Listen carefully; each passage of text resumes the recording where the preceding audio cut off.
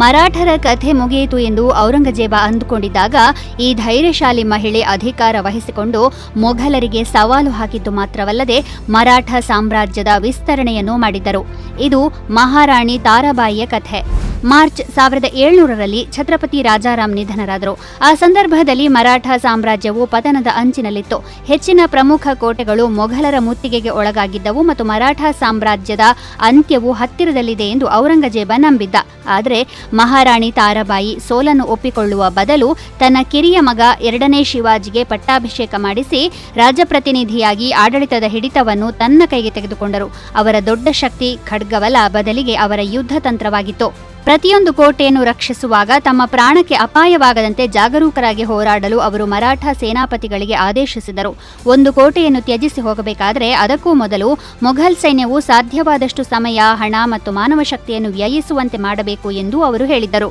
ಹಾಗಾಗಿ ಮೊಘಲರು ಭಾರೀ ವೆಚ್ಚದಲ್ಲಿ ಕೋಟೆಗಳನ್ನು ವಶಪಡಿಸಿಕೊಳ್ಳುತ್ತಿದ್ದರು. ಆದರೆ ಸ್ವಲ್ಪ ಸಮಯದ ನಂತರ ಮರಾಠರು ಅವುಗಳನ್ನು ಮರಳಿ ಪಡೆಯಲು ಸಾಧ್ಯವಾಗುತ್ತಿತ್ತು. ಆ ಬಳಿಕ ತಾರಾಬಾಯಿ ಯುದ್ಧದ ಸ್ವರೂಪವನ್ನು ಸಂಪೂರ್ಣವಾಗಿ ಪರಿವರ್ತಿಸಿದರು. ಅವರು ಸಂಘರ್ಷವನ್ನು ಮೊಘಲ್ ಸಾಮ್ರಾಜ್ಯದ ಹೃದಯ ಭಾಗಕ್ಕೆ ಕೊಂಡೊಯ್ದರು.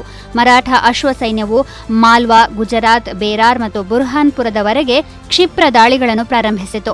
ಅವರು ಮೊಘಲ್ ಪೂರೈಕೆ ಮಾರ್ಗಗಳನ್ನು ಅಡ್ಡಿಪಡಿಸಿದರು, ಸಾಮ್ರಾಜ್ಯಶಾಹಿ ತೆರಿಗೆ ಸಂಗ್ರಹವನ್ನು ನಿಲ್ಲಿಸಿದರು ಮತ್ತು ಹಲವಾರು ಮೊಘಲ್ ಪ್ರಾಂತ್ಯಗಳು ಮರಾಠರಿಗೆ ಚೌತ್ ಪಾವತಿಸುವಂತೆ ಮಾಡಿದರು.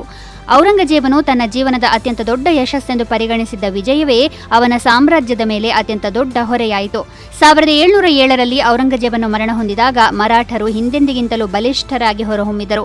ಇತಿಹಾಸಕಾರ ಖಾಫಿ ಖಾನ್ ತನ್ನ ಮುಂತಾಖಾಬ್ ಉಲ್ ಲುಬಾಬ್ ಪುಸ್ತಕದಲ್ಲಿ ಮಹಾರಾಣಿ ತಾರಾಬಾಯಿಯವರ ಆಡಳಿತಾತ್ಮಕ ಕುಶಾಗ್ರಮತಿ ಮತ್ತು ನಾಯಕತ್ವವನ್ನು ಬಹಿರಂಗವಾಗಿ ಹೊಗಳಿದ್ದಾನೆ.